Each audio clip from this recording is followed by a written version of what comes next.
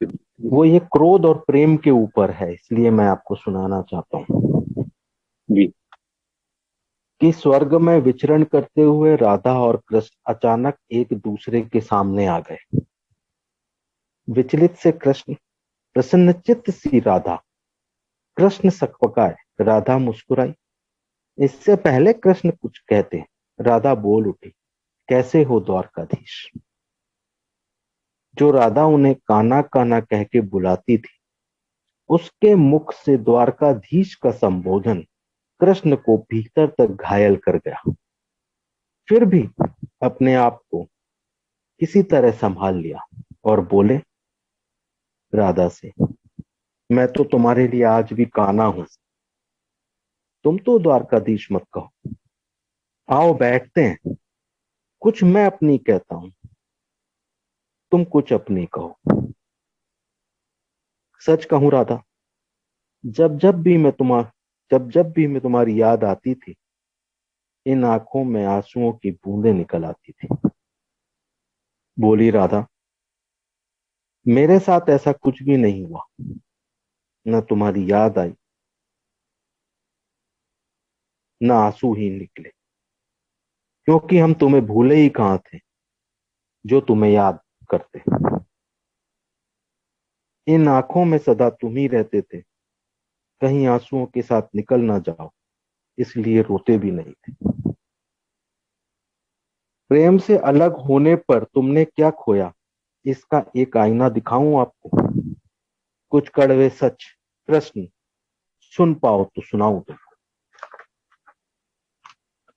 कभी सोचा इस तरक्की में तुमने कितने पिछड़ गए, इस तरक्की में तुम कितने पिछड़ गए। यमुना के मीठे पानी से जिंदगी शुरू की और समुद्र के खारे पानी तक पहुंच गए। एक उंगली पर चलने वाले सुदर्शन चक्र पर भरोसा कर लिया और दसों उंगलियों पर चलने वाली बांसुरी को भूल गए। कान्हा, जब तुम प्रेम से जुड़े थे तो जो उंगलियां गोवर्धन पर्वत उठाकर लोगों को विनाश से बचाती थी, प्रेम से अलग होने पर वही उंगलियां क्या क्या रंग दिखाने लगी। सुदर्शन चक्र उठाकर विनाश के काम आने लगी। कान्हा और द्वारकाधीश में क्या फर्क होता है बताऊं। कान्हा होते तो तुम सुदामा के घर जाते, सुदामा तुम्हारे घर नहीं आता।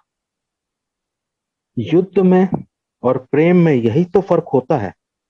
युद्ध में आप मिटाकर जीतते हैं और प्रेम में आप मिटकर जीतते हैं।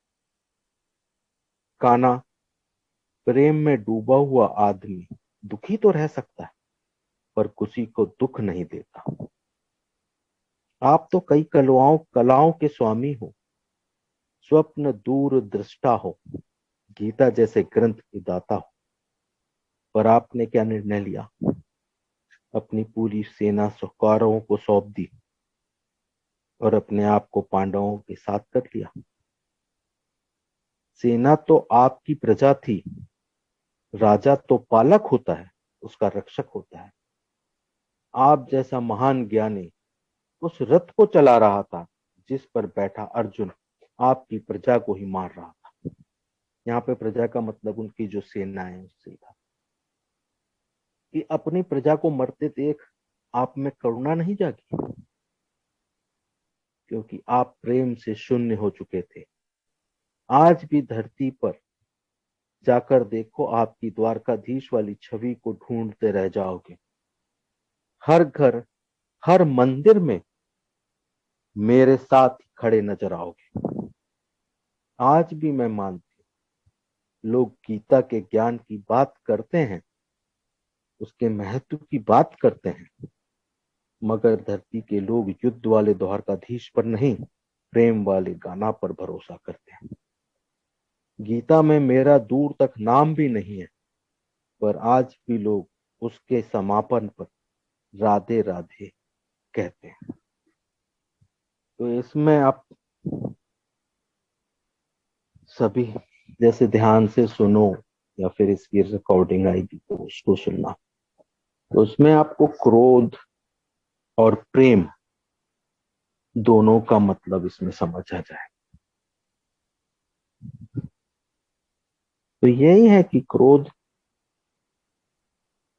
और प्रेम, तो हम कब क्या निर्णय लेते हैं और हम किस रूप में हैं और कहाँ पहुंचा देता है हमको क्रोध। और इसमें कितनी अच्छी बात की हुई है कि आपके द्वारकाधीश वाले रूप को नहीं जानते लोग और उसकी पूजा नहीं करते। आपके राधा कृष्ण वाला जो रूप है लोग उसकी प्रेम वाले रूप की पूजा करते हैं।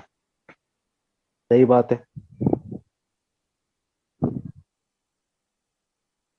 यार सब शांत हो गए, कुछ तो बोलो कहीं पे। नहीं गुरु जी, बहुत बहुत सही बात है। तो ये है कि हम जिसकी चाहत रखते हैं, प्रेम और क्रोध में जो फर्क है वो भी आपको समझ आया होगा।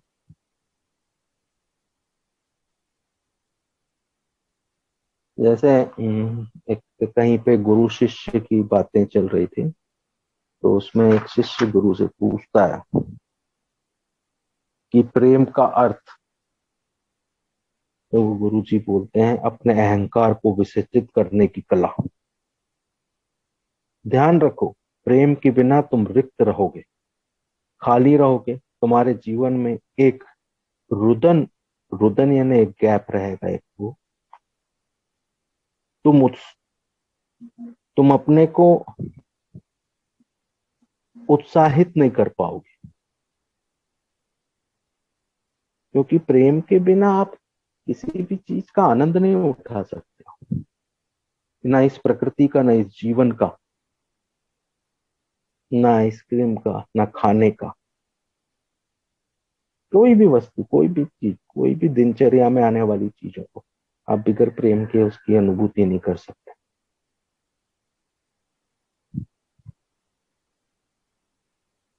और जीवन का यही शाश्वत सत्य है कि प्रेम के बिना आपका जीवन जो है वो सूना है, सूखा है, रूखा है। तो क्रोध से हम खोते हैं और प्रेम से हम पाते हैं। और वो हमारे ऊपर है कि हमको अपनाना क्या है।